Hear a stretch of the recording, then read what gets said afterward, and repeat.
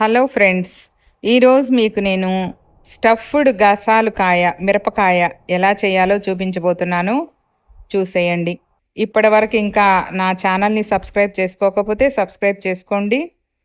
ముందుగా మిరపకాయల్ని శుభ్రంగా కడిగి మధ్యకు చీరుకోవాలి.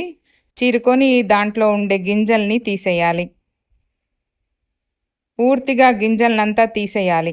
లేదు అంటే ఒక కాయ కారంగా, ఒక కాయ చప్పగా అలా ఉంటాయవి. కాబట్టి అన్నిటినీ తీసేయాలి.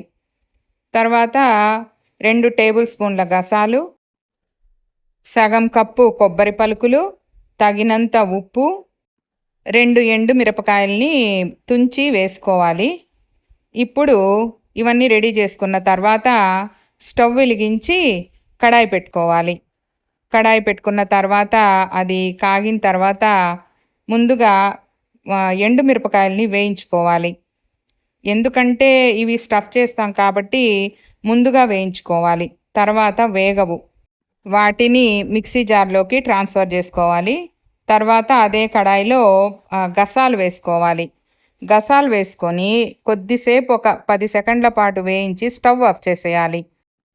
ఆ కడాయి వేడికే గసాలు దోరగా వేగిపోతాయి. కాబట్టి గసాలు వేసిన తర్వాత ఎక్కువసేపు స్టవ్ ఆన్ చేసి పెట్టకూడదు. ఆఫ్ చేసి వేయించుకోవాలి, లేదంటే మాడిపోతాయి. ఈ విధంగా గోల్డెన్ ఎల్లో కలర్లోకి రావాలి. తర్వాత మనం ట్రాన్స్ఫర్ చేసుకున్న ఎండుమిరపకాయలు, గసాలు, తగినంత ఉప్పు, కొబ్బరి పలుకులు అన్నీ వేసి బాగా మెత్తగా గ్రైండ్ చేసుకోవాలి. ఈ లాస్ట్లో వెల్లుల్లి తినేవాళ్ళు 2 వెల్లుల్లి రెబ్బల్ని కూడా వేసుకొని మెత్తగా గ్రైండ్ చేసుకోండి. తర్వాత ఈ పొడిని ముందుగా మనం గీరి ఉంచుకున్న మిరపకాయలలో స్టఫ్ చేసుకోవాలి. స్టఫింగు ఫుల్ చేయకూడదు, నిండుగా చేయకూడదు. కేవలం కాల్ భాగం మాత్రమే చేయాలి, లేదంటే పొడి ఎక్కువైపోతుంది. ఈ విధంగా అన్నింటినీ రెడీ చేసి ఉంచుకోవాలి. తర్వాత స్టవ్ ఆన్ చేసి ప్యాన్ పెట్టుకొని 2 టేబుల్ స్పూన్ల నూనెను వేయాలి. వేసి ఈ మిరపకాయలన్నింటినీ కూడా ఒక్కొక్కటిగా ఈ విధంగా పేర్చుకోవాలి.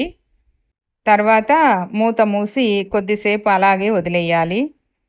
2 నిమిషాల తర్వాత మూత తీసి చెక్ చేసుకోవాలి అవి వేగాయో లేదో. ఈ విధంగా ఒక్కొక్క మిరపకాయని తిప్పుకోవాలి. చూశారు కదా ఎంత బాగా రోస్ట్ అయ్యాయో. ఈ విధంగా అన్ని వైపులా ఈ మిరపకాయల్ని తిప్పుకుంటూ కాల్చుకోవాలి. ఇలా తిప్పిన తర్వాత మళ్ళా కాసేపు మూత మూసి ఉంచుకోవాలి.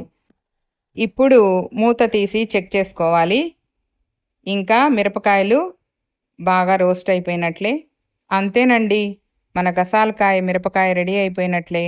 మీకు గనక ఈ రెసిపీ నచ్చినట్లయితే లైక్ చేయండి, షేర్ చేయండి. ఎలా వచ్చిందో మీరు ట్రై చేసి కామెంట్ పెట్టండి. Thanks for watching.